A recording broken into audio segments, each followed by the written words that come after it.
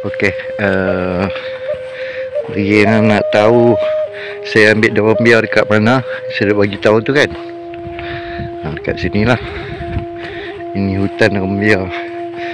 Lubuk lah, lubuk biar dulu. Lubuk orang duk mandi dulu. Sekarang dah habis lah, dah tinggal kenangan lah. So, bismillahirrahmanirrahim. Jom kita masuk.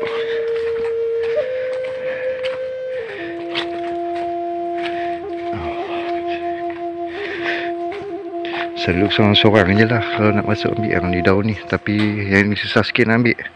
Tu sebab dia curam kan dalam. Tu dia. Kita tengok yang mudah sikit kan. Sebelah sini dulu semak hutan. Sekarang dah cerah dah, ada pemilik dalam ni lah. Dia dah buat tempat derian kat sini. Tapi still lagi semak lah belah sini. Masih lagi lubuk. Lubuk yang lama tu, yang dalam tu dah kambus lah. So dia jadi saluran baru dah, lain lah. Nampak tak? Cantik tempat ni, kalau buat balik memang cantik lah. Tu dia. Ni nak masuk tak boleh. Titi dah hilang. Banjir tu banjir ayat naik sampai kat sini ni.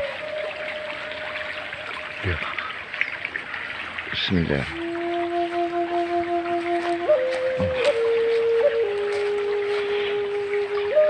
Ya, nak ambil. Mana kita nak masuk. Ni ayak tinggi ni. Tu lah. Ada ayak tu. Tu, nampak tak? Tu dia. Ni lah hutan biar. Saya dah ambil daun untuk buat dekat farm. Inilah. Kan?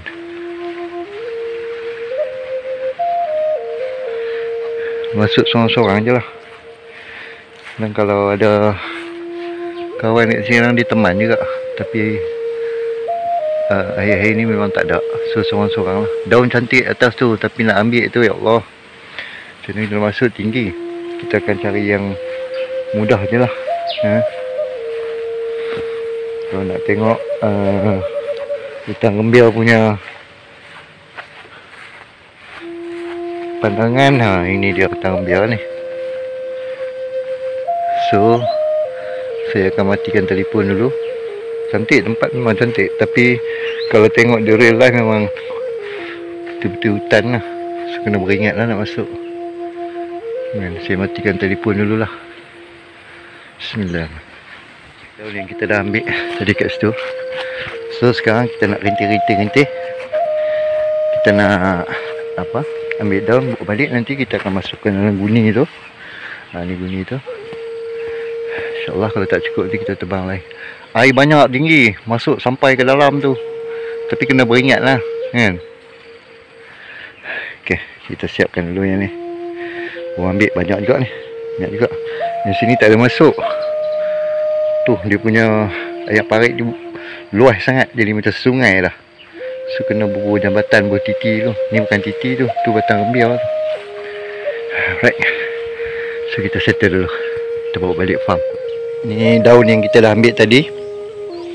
So kita nak menganyam lah. Nak menganyam lah, nak buat ni.